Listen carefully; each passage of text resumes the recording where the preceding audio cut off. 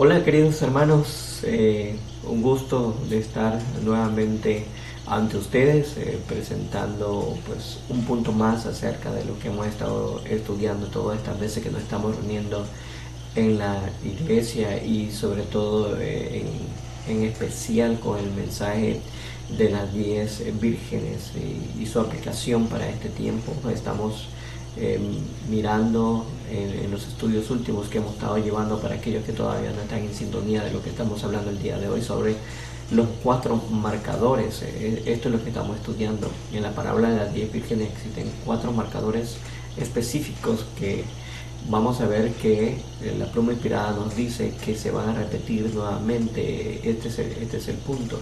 Estudiamos la parábola de 10 vírgenes para ver cómo se va a repetir a través entonces sobre nosotros esa historia sobre el tiempo presente. Así que queremos dar paso entonces, no sin antes comenzar con una pequeñísima oración. Oremos pidiéndoles por favor que tengan la reverencia, inclinen su rostro junto conmigo si oremos. Amante Padre que estás en el cielo, Señor nuestro, gracias por permitirnos brindar este medio de información que es el video a través de los celulares y de la página web de YouTube, en la cual podemos ahora tener contacto con los que estudian las profecías. Decíamos que el entendimiento de las parábolas de 10 vírgenes sea de tal forma que las personas puedan comprender la necesidad urgente del estudio de estas y a la misma vez tener esa sencillez y esa humildad característica de hombres y mujeres piadosos que desean la venida de Cristo Jesús y que están esperando a que la puerta se abra para tener acceso entonces a ese lugar celestial que Él ha preparado para nosotros. Sé con este video en este momento y con los hermanos que lo escuchan, te lo rogamos en Cristo Jesús. Amén.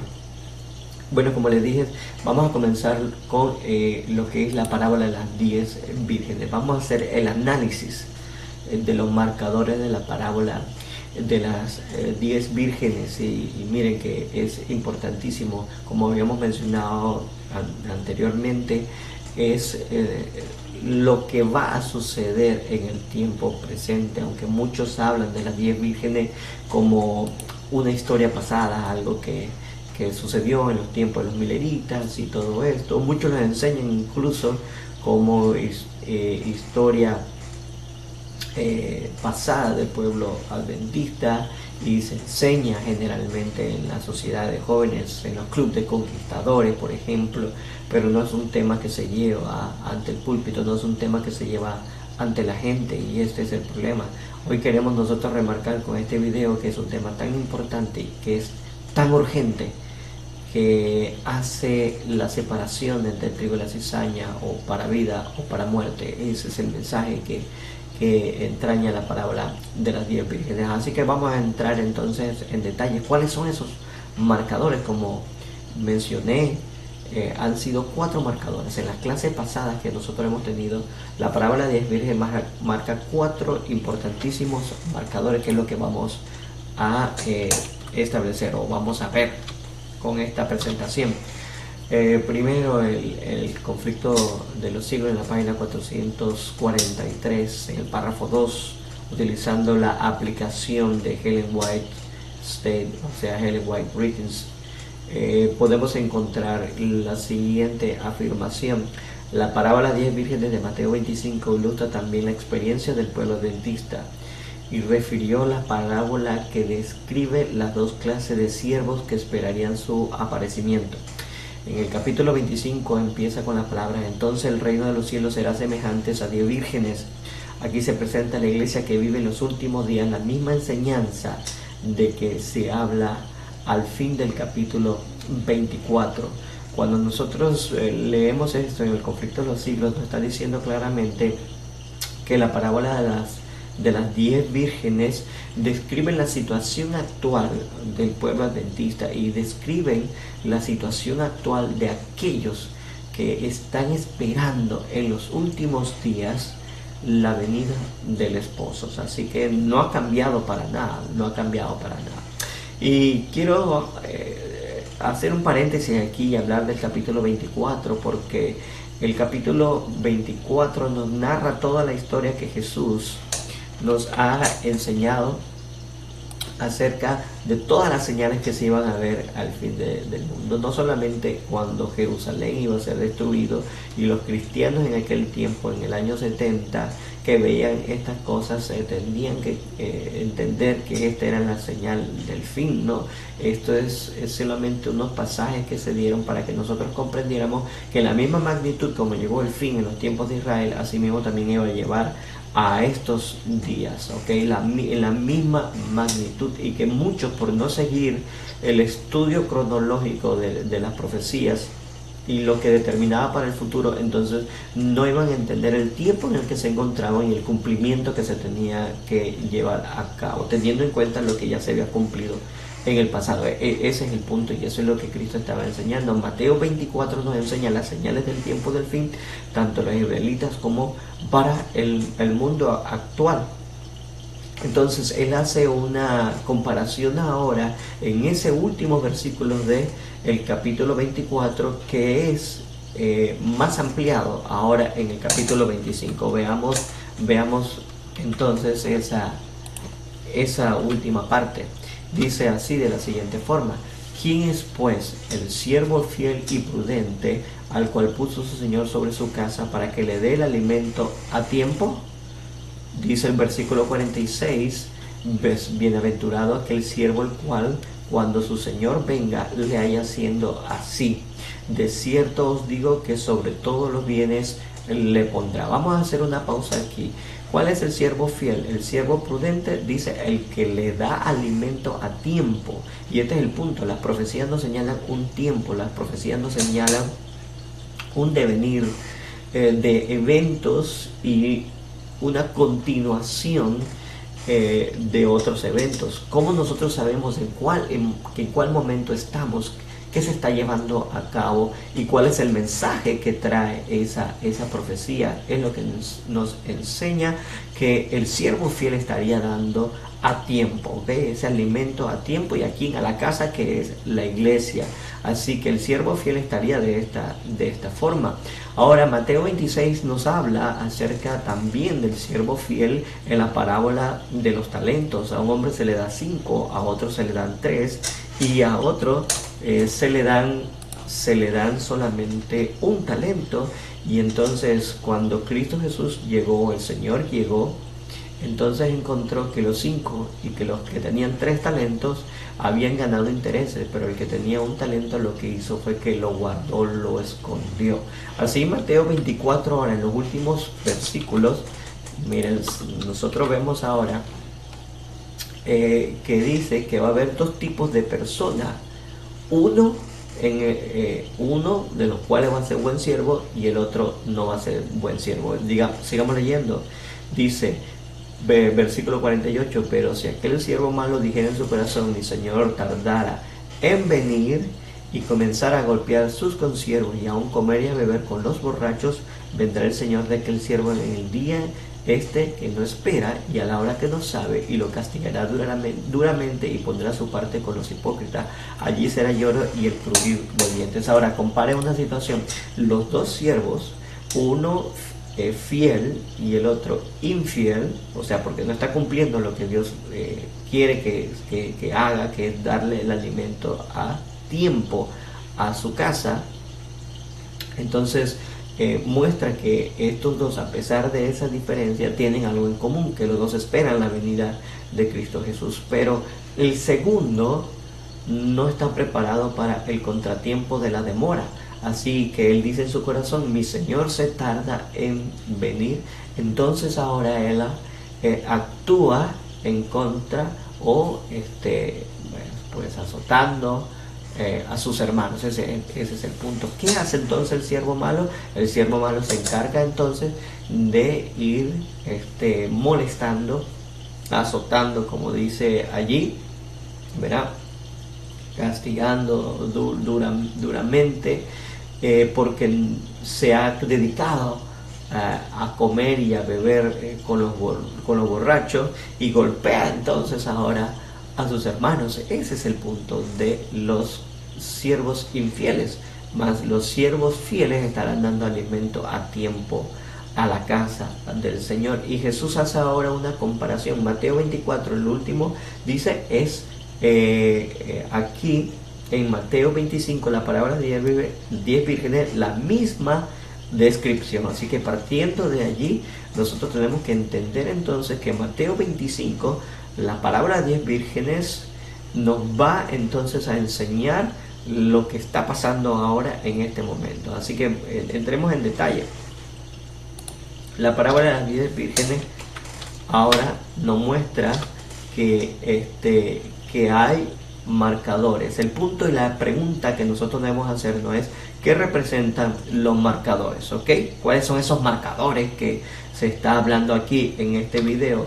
Bueno, dice así: los marcadores representan cada evento que se desarrolló en el cumplimiento de la parábola de Mateo 25, desde su preparación inicial para recibir al esposo, su provisión para el contratiempo, hasta su entrada con el esposo, en la cual solo 5 pasaron por esta experiencia de entrar a la boda. Las otras vírgenes, al no realizar los preparativos necesarios, no pudieron entrar con el esposo. Así que todo este proceso de Mateo 25, la parábola de las 10 vírgenes, nos va a mostrar 4 puntos, ¿ok? En las cuales vamos a ver cumplido el tiempo de la tardanza. Recuerden que en la parábola de Mateo 25 nos está diciendo que el esposo se tarda en venir. En Mateo 24 nos está diciendo que el siervo fiel en su corazón ahora tiene esta opinión de que su señor se tarda en venir. O sea que hay un tiempo de la tardanza, y lo vamos a ver pues más puntual, con citas, o sea, más específico. Ahora, el tiempo de la tardanza dice que todas cabecearon, todas las 10 vírgenes cabecearon. Entonces, cuando cabecean están en la medianoche, por lo cual puede denotar allí que hay cansancio en las 10 vírgenes, y sobre todo que una boda nupcial, y tengo entendido que en el oriente las bodas, bueno, tanto como aquí, también se celebran prácticamente en las noches, ¿verdad? Así que es una forma de ir determinando cada punto, pero lo vamos a ver cumplido en cada versículo que nosotros leamos en Mateo 25. Ok, ahí seguimos entonces. Ahí en la medianoche, cuando las vírgenes estaban cabeceando, se escucha ahora un clamor que dice: ahí viene el esposo. Este tercer marcador o el tercer evento también es de gran importancia el que nosotros lo entendamos, ¿ok? Y esto es cuando las mujeres o las vírgenes están cabeceando porque están en medianoche. Hay un contratiempo, el esposo no aparece, así que se escucha una voz. A medianoche se escucha una voz que dice: salid a recibirlo, ¿ok? Este es el punto. Entonces eso se llama el clamor de medianoche. Entonces, en el último marcador, le hemos llamado el gran chasco, es cuando el esposo entra con las vírgenes y solamente 5 de ellas llegan a entrar por esa puerta, pero 5 quedan afuera, no pueden entrar a las bodas. Y cuando Cristo Jesús le abre la puerta, ellas llamando a la puerta, porque no entraron al principio, sino que salieron a comprar aceite, entonces Cristo les dijo: no las conozco, y le cerró la puerta. Así que fue un gran chasco, pero solamente 5 pudieron entrar entonces con Jesús, ¿ok? Entonces todo esto representa el mensaje del segundo ángel, y es lo que vamos a estudiar el día de hoy. Prácticamente la respuesta más directa que podría decir qué representa la parábola de las 10 vírgenes de forma específica,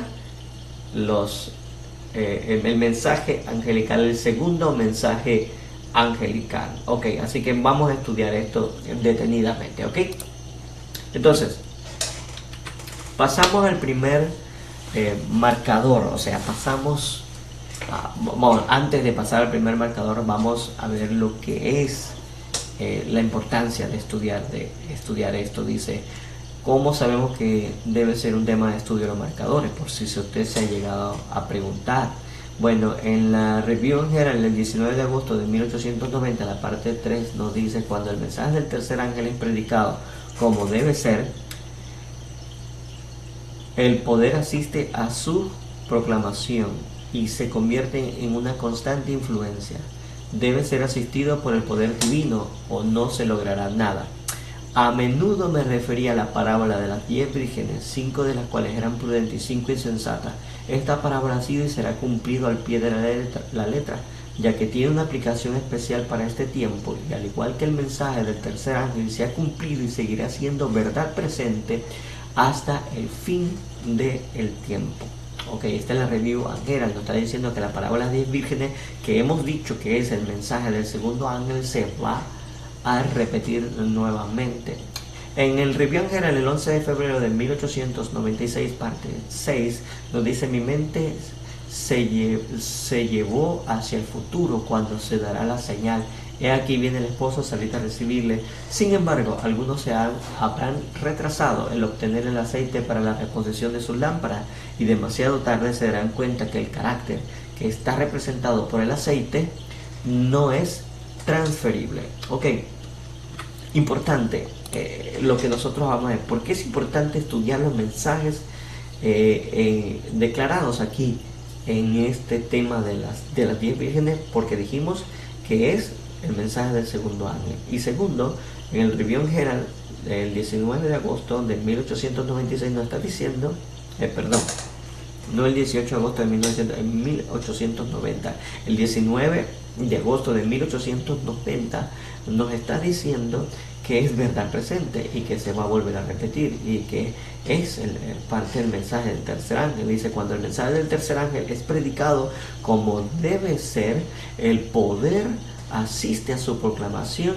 y se convierte en una constante influencia. Dice: debe ser asistido por el poder divino o no se logrará nada. A menudo me refería a la parábola de las 10 vírgenes, 5 de ellas las cuales eran prudentes y 5 insensatas. Esta parábola ha sido y será cumplido al pie de la letra, ya que tiene una aplicación especial para este tiempo, y al igual que el mensaje del tercer ángel, se ha cumplido y seguirá siendo verdad presente. Entonces, la verdad presente del mensaje del tercer ángel, entonces está en la verdad que hay en el mensaje del segundo ángel. Así que es importante que nosotros entendamos esto. Muchísimas personas están diciendo que solamente hay que predicar el mensaje del tercer ángel, pero vamos a ver muchísimas evidencias donde se dice que se debe de predicar tanto el segundo como el primero. Para poder entender el segundo tenemos que entender el primero. Es una relación lineal, y eso es una gran verdad que tenemos que todos saber. Entonces sigamos ahora. Una vez que ya sabemos que son importantes este mensaje de la parábola de las 10 vírgenes y qué es el mensaje del segundo ángel, entonces vamos a ver la aplicación que tiene. ¿Ok? Entonces vamos a estudiar primer marcador. El primer marcador, hay un tiempo de tardanza, así se llama el primer marcador. Lo habíamos referido en la primera visualización de esta gráfica. Así que para poder entender, como les dije, el primer marcador, el tiempo de la tardanza, que es el inicio del mensaje del segundo ángel, nosotros debemos entender entonces el mensaje del primer ángel. ¿Cuándo fue predicado? ¿Cuándo comienza a surgir el mensaje del primer ángel? Bueno, el mensaje del primer ángel comienza a surgir cuando los libros de Daniel son abiertos. Antes estaban sellados. Recuerde que a Daniel en el capítulo 12 dijo que estas palabras séllalas porque es para el tiempo del fin. Nosotros sabemos que entonces que el tiempo del fin sucedió en 1798. ¿Cómo de otra forma nosotros lo sabemos?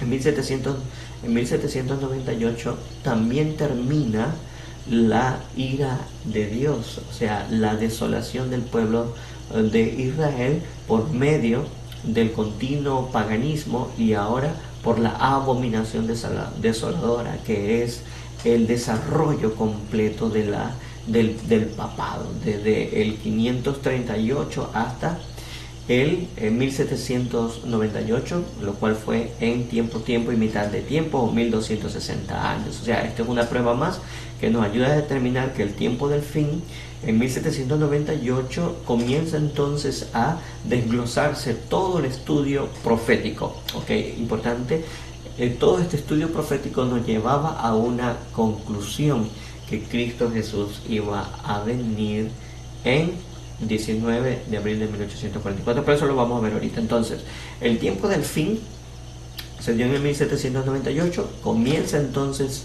el entendimiento del mensaje del primer ángel, y entonces en 1840, el 11 de agosto, esta adquiere poder porque se ve el cumplimiento de ella, por ejemplo, cuando el poder otomano cayó bajo el dominio de las potestades europeas, cosa que fue predicho por los mileristas muchos años antes, en la cual ahora todo el mundo vio que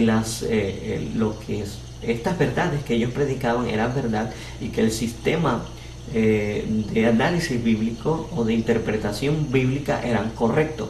Así que el mensaje del primer ángel fue fortalecido el 11 de agosto de 1840, lo que llevó entonces a darle un impulso al movimiento milerista, proclamando entonces que la venida de Cristo Jesús se iba a dar el 19 de abril de 1844. Pero una vez llegado ese tiempo, entonces podremos decirlo así, se chasquearon por primera vez, ya que Cristo Jesús no apareció, y ahí es donde entonces comienza ese periodo de tardanza que se habla en la parábola de las 10 vírgenes, y eso nos llevaría entonces a el segundo marcador. Así que vamos a analizar entonces el tiempo de la tardanza con citas del espíritu de profecía.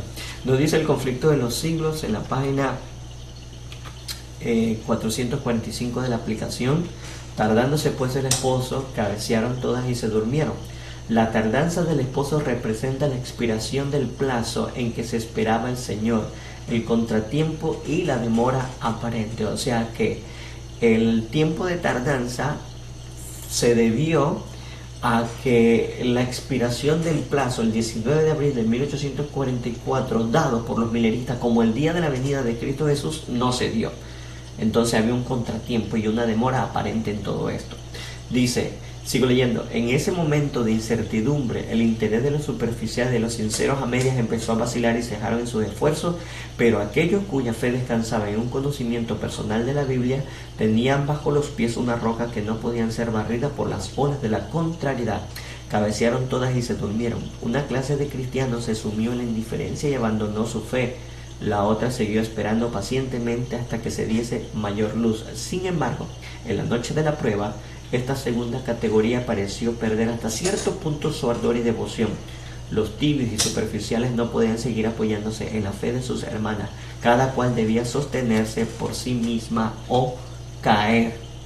La publicación, bueno, quiero hacer un alto aquí antes de pasar a esa cita. El punto que nosotros estábamos leyendo acerca de esta cita de conflicto de los siglos en la página 442, acuérdense, vamos a rectificar nuevamente, en la 445, nos dice claramente que había un momento en el cual se estaba esperando la venida de Cristo Jesús. El conflicto de los siglos en las páginas anteriores nos está diciendo, el inicio mismo del capítulo, que fue en la primavera de 1844, la primera fecha que se había establecido para la venida de Cristo Jesús. Esto es algo que la mayoría de las iglesias pues desconocen, y todo aquel que estudia la historia pues conoce perfectamente bien, pero la gran mayoría lo desconoce, y eso es lo lamentable. Ahora, quiero volver a remarcar, en 1844, en la primavera, el 19 de abril, para ser más exacto, era el tiempo fijado por los mileristas para que Cristo llegara. Pero Cristo no llegó. En ese momento era la noche, como dice, la noche de la prueba. Comienza entonces la noche a caer sobre las que estaban esperando el esposo. Y este es el punto. Se había proclamado, ¿qué cosa? La venida de Cristo Jesús por medio de las profecías.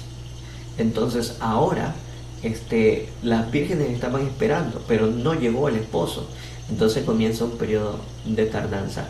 Las que no se habían preparado, las que tenían un conocimiento superficial o que eran sinceras a medias, entonces estas perdieron su devoción. Pero el otro grupo de personas que tenían la Biblia como su norma de fe, las cuales habían escudriñado personalmente y habían obtenido el aceite especial que había transformado sus caracteres, dice que estuvieron allí esperando a que se le diese más luz. Pero el contratiempo hizo, y lo pongo entre comillas, aparentemente perder su ardor y su devoción. Pero no quiere decir que lo perdieron.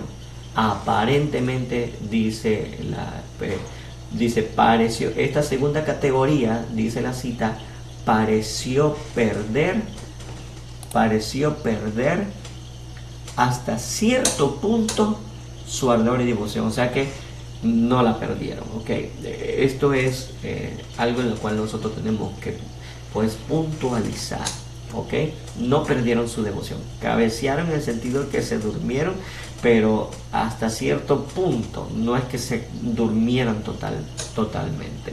Entonces, la segunda cita nos dice: la publicación de este cartel fue considerada como el cumplimiento de la orden dada por Habacuc. Nadie, sin embargo, notó entonces que la misma profecía mencionaba una dilación evidente en el cumplimiento de la visión, un tiempo de demora. Después del contratiempo, este pasaje de la Escritura resulta muy significativo. La visión todavía tardará hasta el plazo señalado, bien que se apresure hacia el fin y no engañará las esperanzas. Aunque tardare, aguárdala, porque de seguro vendrá, no se tardará. El justo empero, por su fe vivirá. Y había muchísimas otras citas también en Ezequiel, en el capítulo 12, versículo 21. En adelante también nos habla de que iba a haber un tiempo de demora, pero que Cristo Jesús iba a llegar, o sea que no iba a venir nunca, sino que Él iba a venir a buscar a lo suyo a la tierra. Y este es el punto. Esto es lo que estaban predicando los milenistas, que las profecías determinaban la venida de Cristo Jesús, ¿ok? Pero no habían calculado que en las mismas profecías que estaban utilizando, como la de Habacuc, también había un tiempo de demora, y en la cual pues no estaban preparados para que eso sucediese. Cuando llegó, entonces solamente los que estaban estudiando firmemente, los que habían aprovechado el tiempo para aprender todo acerca de esto, estaban seguros de lo que habían estudiado y estaban entonces con una fe firme. Entonces estaban esperando hasta que nueva luz apareciera. Eso nos lleva entonces al siguiente marcador. Veamos. Entonces tenemos el primer mensaje angelical. En el tiempo del fin, 1798 comenzó y llegó a el 19 de abril de 1844, cuando la tardanza llegó. Pero ahora en el segundo marcador, que es la medianoche, nosotros vamos a notar que esto se dio el 21 de julio de 1844. Pues hay muchas formas de demostrar esto, lo vamos a ver muchísimo más adelante, pero en la medianoche sucede algo tremendo. Recuerden que muchos eran sinceros a medias, muchos eran superficiales, y muchos se dejaban guiar solamente por sus sentimientos, ya que todo el mundo predicaba de que Jesús iba a venir el 19 de abril de 1844. Muchos se entregaron a esta predicación, pero sin un fortalecimiento en la fe, en la palabra. Y cuando llegó el momento dijeron: bueno, estábamos equivocados. Así que otros dijeron que no estaban equivocados, pero entonces tomaron otros caminos. Así que se despuntó lo que es el fanatismo, ¿ok? Vamos a entender este aspecto, porque el segundo marcador habla del fanatismo en la medianoche. Por eso es medianoche. En la medianoche pues puede suceder cualquier cosa. Dice: por aquel entonces despuntó el fanatismo. Algunos que habían profesado creer fervientemente en el mensaje rechazaron la palabra de Dios como guía infalible, y pretendiendo ser dirigidos por el Espíritu se abandonaron a sus propios sentimientos e impresiones e imaginación. Había quienes manifestaban un ardor ciego y fanático y censuraban a todos los que no querían aprobar su conducta. Sus ideas y sus actos inspirados por el fanatismo no encontraron simpatía en la gran mayoría de los adventistas. No obstante, sirvieron para traer oprobio sobre la causa de la verdad. O sea, ¿qué quería Satanás exactamente ocasionar?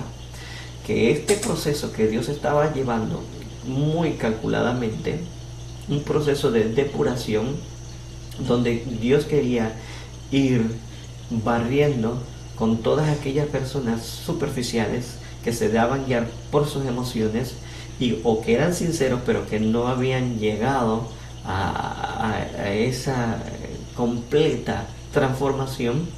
Entonces iban a quedar atrás y solamente iban quedando para la siguiente fase aquellos que estaban esperando una nueva luz, aquellos que habían revisado las escrituras y que habían visto que lo que ellos estaban diciendo era correcto y que tenía una tardanza ahora, porque encontraron las escrituras en Habacuc, en Ezequiel y en la parábola de las 10 vírgenes que había un periodo de tardanza y dice, hey, hay un periodo de tardanza, entonces vamos a esperar a escuchar hasta cuando venga el clamor de medianoche y diga, ahí viene el esposo, salid a recibirle. Y eso es lo que estaban esperando ellos.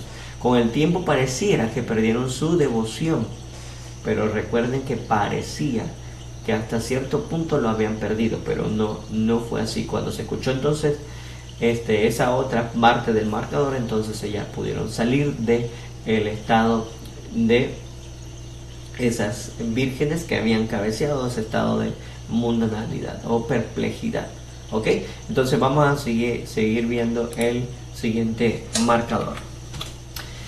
Dice, no fue la proclamación del segundo advenimiento lo que dio origen al fanatismo y la división. Estos aparecieron en el verano de 1844. Esta es la cita que nosotros estábamos diciendo que se dio en el 21 de julio de 1844, o sea, ya en el verano. O sea, porque el conflicto de los siglos te habla de las estaciones, una forma como ella quiere expresar el tiempo en la cual se encontraban los eventos que estamos señalando en este tiempo, pero que al estudiar la historia podemos ver de forma más específica el día exacto en que sucedieron. ¿Ok? Ella utiliza simplemente en la primavera, en el verano de 1844, estas dos estaciones para hacer la diferencia del tiempo. Dice, cuando los adventistas se encontraban en un estado de duda y perplejidad con respecto a su situación real, la predicación del mensaje del primer ángel y del clamor de medianoche tendrían directamente a reprimir el fanatismo y la disensión. Tardándose pues el esposo, cabecearon todas y se durmieron.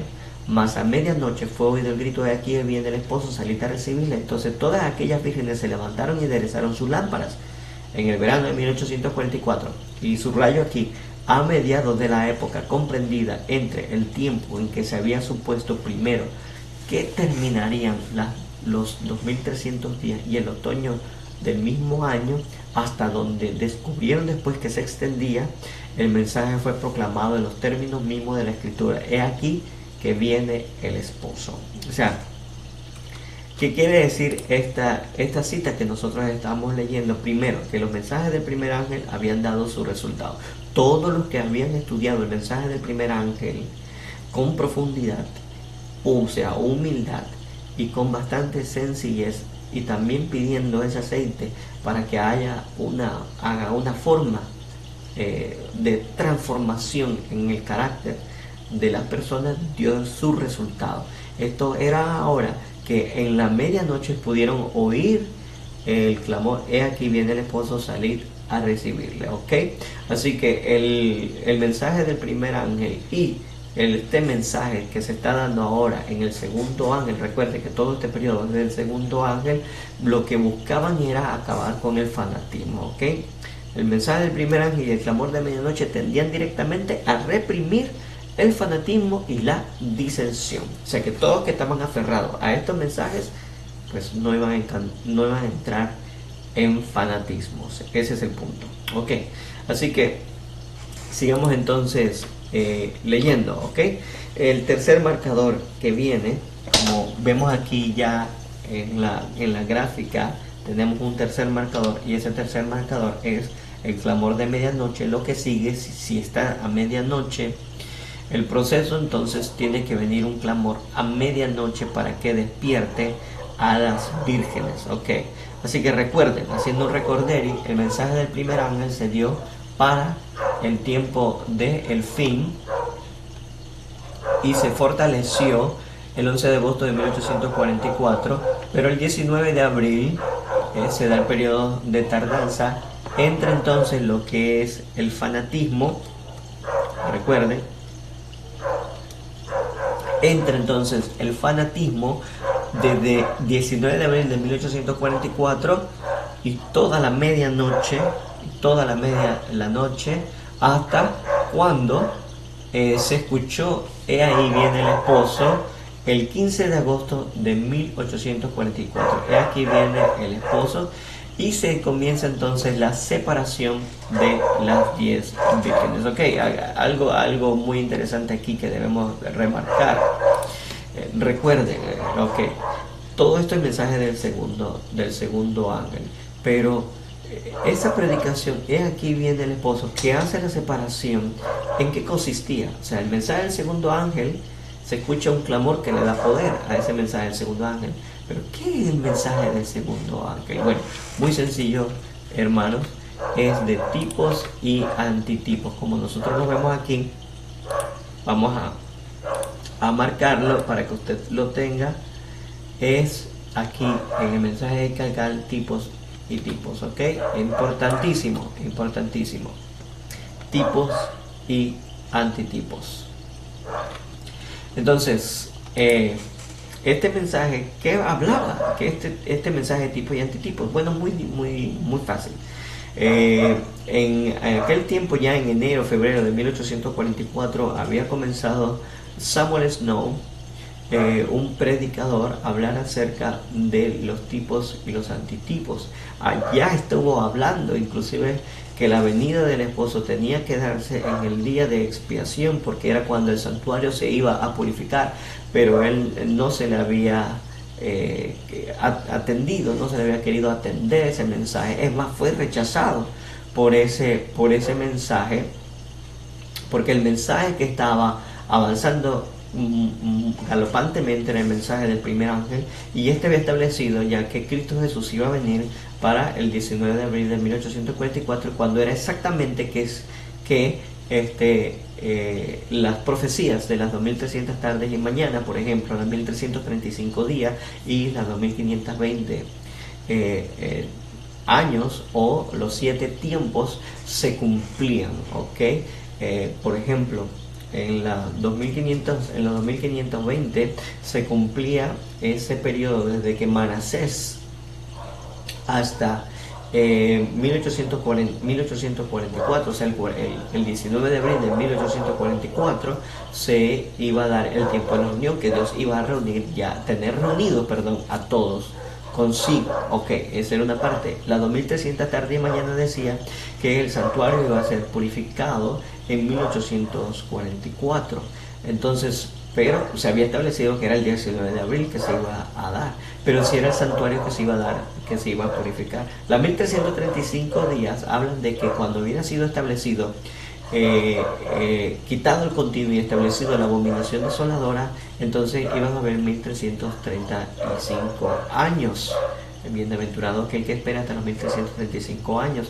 Entonces esto nos indicaba que en 1844 todas estas profecías se iban a cumplir, pero se pensaba que era el 19 de abril de 1844, pero Samuel Snow ya desde antes estaba diciendo que no, que iba a ser para el tiempo de expiación, pero no se le había dado caso, porque el que estaba corriendo era el mensaje del primer ángel. Pero ahora llegó la tardanza. Los que estaban estudiando las profecías se notaron que también había una dilación, que había un contratiempo, que había una tardanza. Y en esto entonces ahora los mensajes que traía este predicador Samuel Snow acerca de que la venida de Cristo Jesús se tenía que dar era el 22 de octubre, porque era cuando se daba el día de expiación, siguiendo todos los tipos o las figuras de los servicios del santuario. Entonces se llegaba al entendimiento de que el santuario tenía que ser purificado en ese entonces, en ese día, el 22 de octubre de 1844. Y entonces ahora lo reconocen, este mensaje lo reconocen como el clamor de medianoche, que dice: "He aquí viene el esposo, salir a recibirle". Sí viene el esposo, lo que ha pasado es que se ha tardado, pero de que él iba a venir el 22 de octubre, o sea que le dio más fuerza al mensaje del primer ángel, ¿ok? Entonces tenemos aquí el mensaje del segundo ángel fue de tipos y antetipos, y ahora el mensaje del segundo ángel es fortalecido aquí en el clamor de medianoche. Leamos. En la parábola de Mateo 25, el tiempo de espera y el cabeceo son seguidos de la venida del esposo. Esto estaba de acuerdo con los argumentos que se acababan de presentar y que se basaba tanto en las profecías como en los símbolos. ¿Se están escuchando? Esto estaba de acuerdo con los argumentos que se acababan de presentar. O sea que los mensajes del primer ángel, de que Cristo Jesús iba a venir, que las profecías que me habíamos mencionado se estaban cumpliendo, eran parte de estos argumentos, estaba de acuerdo con eso y se basaba tanto en las profecías ahora como en los símbolos. Para muchos se entrañaba gran poder convincente de su verdad, y el clamor de medianoche fue proclamado por miles de creyentes. Otra cita, aquí mismo en Conflicto de los Siglos, en el 453, dice: al clamar, he aquí viene el esposo, salid a recibirle. Los que esperaban se levantaron y adensaron sus lámparas, estudiaron la palabra de Dios con una intensidad e interés antes desconocido. Fueron enviados ángeles del cielo para despertar a los que se habían desanimado y para prepararlos a recibir el mensaje. La obra no descansaba en la sabiduría y los conocimientos humanos, sino en el poder de Dios. No fueron los de mayor talento, sino los más humildes y piadosos, los que oyeron y obedecieron primero el llamamiento. Así que, ¿quiénes fueron los primeros que le atendieron al clamor de medianoche? Los humildes y los piadosos. Dice: los campesinos abandonaron su cosecha en los campos, los artesanos dejaban sus herramientas y con lágrimas y gozo iban a pregonar el aviso. Los que anteriormente habían encabezado la causa fueron los últimos en unirse en este movimiento. O no sé si lo están captando, no había puesto lo que se está diciendo, pero ahora sí lo pongo. Los humildes y los piadosos, los que oyeron y obedecieron primero el llamamiento, fueron los que aceptaron el mensaje. Ok, las iglesias en general cerraron sus puertas a este mensaje y muchos de los que lo aceptaron se separaron de sus consideraciones.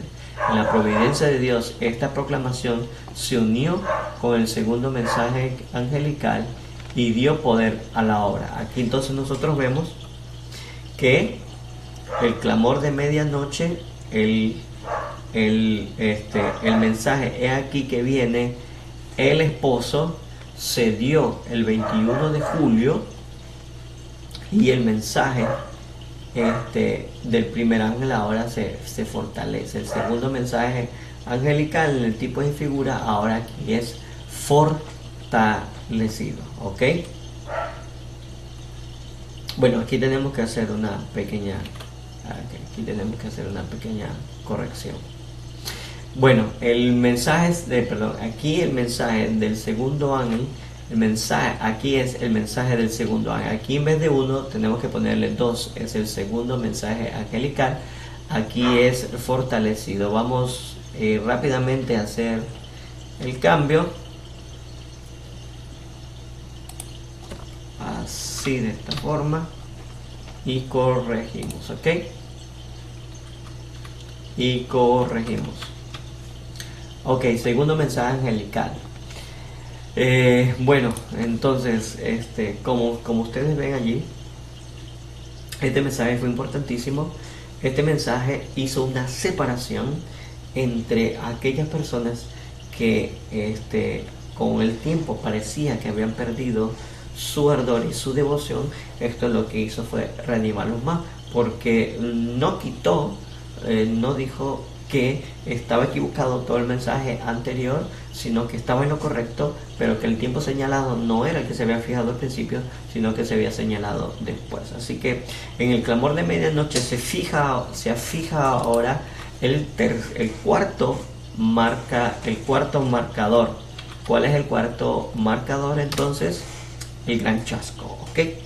En el gran chasco, en el gran chasco entran las 5 vírgenes. ¿Por qué? Porque en este proceso ahora del clamor de medianoche, solamente los que habían aceptado el mensaje del primer ángel y que habían ahora utilizado este mensaje del segundo ángel para continuar con su devoción a Dios, pudieron estar completamente preparados, ¿ok? Completamente preparados para entonces pasar a la siguiente fase de depuración. ¿Ok? El gran chasco en 1844, que se da en 22 de octubre de 1844, perdón, que se da en octubre de el 22 de octubre de 1844, hizo que 5 vírgenes, la representación de aquellas personas que no estaban estudiando, que no estaban haciendo un cambio en sus vidas, entonces quedara completamente por fuera. Recuerde que la parábola dice que las que tenían sus lámparas ardiendo, que tenían aceite extra, le dijeron a las otras que no podían venderle ese carácter transferible que es el aceite, y las mandaron a comprar el aceite y salieron a comprar. No sé quién podían haberle comprado en el proceso, en el tiempo que estaban esperando. Ellas debieron haber hecho provisión adicional de aceite, o sea que tenían que haberla traído antes, desde un principio, y no después. Así que ellas salieron a comprarlo, y cuando regresaron entonces encontraron de que ya el esposo había entrado a las puertas y había entrado con las 5 vírgenes. Así que lo que nosotros vemos en esto realmente es un proceso de separación que Dios ha hecho. Así que, ¿qué ha sido el gran chasco? Para unos ha sido una puerta que se abre para un grupo especial de personas, y otro grupo, y se cierra para otro grupo de personas. Es lo que en Mateo 24, en los versículos finales, nos decía que el siervo prudente iba a darle alimento a su tiempo a la casa de Dios, y el imprudente lo que iba a hacer era que iba a pensar que el esposo, el Señor, se tardaba, entonces se iba a comer con los borrachos, o sea que llegó a un estado mundanal completamente, y entonces comenzó ahora a azotar a sus consiervos. Eso fue lo que hizo, eso fue lo que pasó entonces en esta descripción con las 5 vírgenes, ¿ok? Que 5 vírgenes que se quedaron, las 5 vírgenes fatuas. Y desde el gran chasco entonces comienza lo que es el tercer mensaje angelical. ¿Qué se aprendió en el gran chasco? Se aprendió acerca de la purificación del santuario, que Cristo no iba a venir a la tierra, sino que iba a pasar del lugar santo al lugar santísimo. Se comprendió todo el mensaje, el mensaje del santuario, el juicio investigador, cuando vieron en el santuario el arca de la alianza, el propiciatorio, dentro vieron entonces los 10 mandamientos, y con los 10 mandamientos pudieron ver remarcado también el 4.º mandamiento, el del sábado, y solamente los que estaban preparados pudieron ahora comprender la causa de ese chasco, y ahora notaron que habían entrado entonces a una nueva fase del proceso de purificación que la iglesia debería de llevar. Así que, ¿qué pasó en este entonces? Dice, un desengaño más le estaba reservado. El tiempo de espera pasó y su Salvador no apareció. Con confianza inquebrantable habían esperado su venida, y ahora sentían lo que María, cuando al ir al sepulcro del Salvador y encontrándolo vacío, exclamó llorando: se han llevado a mi Señor y no sé a dónde le han puesto. Los mensajes del primero y del segundo ángel fueron proclamados en su debido tiempo y cumplieron la obra que Dios habría propuesto cumplir por medio de ellos. ¿Cuál era la obra que Dios había propuesto cumplir por medio de ellos? Es definitivamente la purificación de la iglesia, queridos hermanos. El mundo había estado observando y creía que todo el sistema adventista sería abandonado en caso de que pasase el tiempo sin que Cristo viniese. Pero aunque muchos, al ser muy tentados, abandonaron su fe, hubo algunos que permanecieron firmes. Los frutos del movimiento adventista, el espíritu de humildad, importante, el examen de corazón, la renunciación al mundo y la reforma de la vida que había acompañado la obra probaban que esta era de Dios. No se atrevían a negar que el poder del Espíritu Santo hubiera acompañado la predicación del segundo advenimiento y no podían descubrir error alguno en el cómputo de los periodos proféticos. Los más hábiles de sus adversarios no habían logrado echar por tierra su sistema de interpretación profética, o sea, que seguían vigentes los periodos proféticos y que el mensaje que se había dado con el segundo ángel era verdadero porque llevaba muestra del derramamiento del Espíritu Santo, así que estos cumplieron su obra. ¿Cuál obra? De que Cristo tenía reservado todavía más ricos tesoros que dar en un tercer mensaje. Dice el conflicto de los siglos en la página 457, párrafo 1, sin prueba bíblica no podían consentir en abandonar posiciones que habían sido alcanzadas en merced de la oración y un estudio formal de las Escrituras, por inteligencias alumbradas por el Espíritu de Dios y por corazones en los cuales ardía el poder vivificante de ésta, pues eran posiciones que habían resistido a las críticas más agudas y a la posición más violenta por parte de los maestros de religión del pueblo y de los sabios mundanos, y que habían permanecido firmes hasta ante las fuerzas combinadas del saber y de la elocuencia y las afrentas y ultrajes tanto de los hombres de reputación como los más viles. Así que aquí vemos, hermanos,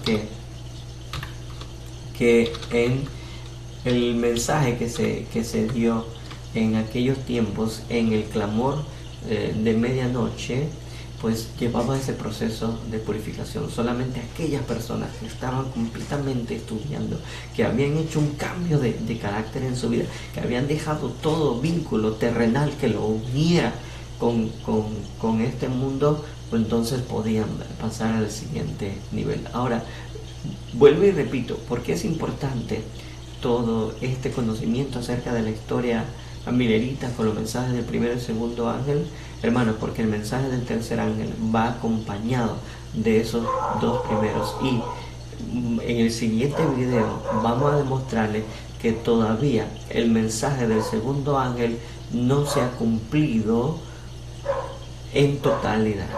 Vamos a ver que el mensaje del segundo ángel todavía sigue vigente para este tiempo y que va a llegar un cumplimiento cuando ya se dé ese otro clamor, como decimos nosotros, a medianoche, al cual se le llama el fuerte pregón. Ahí el mensaje del segundo ángel va a tener entonces su cumplimiento total, y entonces ahí es donde viene la fase del tercer mensaje con todo el poder. Aunque ya el mensaje del tercer ángel pasó, recuerden que ahora el mensaje del tercer ángel desde el 22 de octubre de 1844 pasa ahora a comprender los mensajes del primero y del segundo, ¿ok? O sea que no solamente el tercero, sino que viene el tercero más el primero y el segundo, los tres juntos. Estos tres juntos, mensaje del tercer ángel, será ahora en su máximo poder cuando el mensaje del segundo ángel entonces se llega a cumplir ahora en forma total. Eso lo vamos a ver en el próximo video. Por ahora lo importante era haber conocido el mensaje del segundo ángel cuando se dio, para que cuando se repita nuevamente nosotros ahora podamos entender cada punto de ellos. Así que me despido de ustedes, espero que les haya servido para el estudio que estamos llevando en clase. Esto es una repetición de lo que hemos estado viendo de forma muy generalizada. No nos hemos enfocado con muchas citas, pero cada punto tiene un montón de citas.